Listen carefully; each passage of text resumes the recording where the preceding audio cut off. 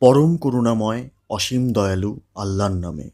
قل أعوذ برب الناس বলুন, আমি আশ্রয় গ্রহণ করিতেছি মানুষের পালনকর্তার, ملك الناس মানুষের অধিপতির, إله الناس মানুষের মাবুদের, من شر الوسواس الخناس তার অনিষ্ট থেকে, যে কুমন্ত্রণা দেয় ও আত্মগোপন করে, الذي يوسوس في صدور الناس যে কুমন্ত্রণা দেয় মানুষের অন্তরে, من الجنة والناس জিনের মধ্য থেকে অথবা মানুষের মধ্য থেকে।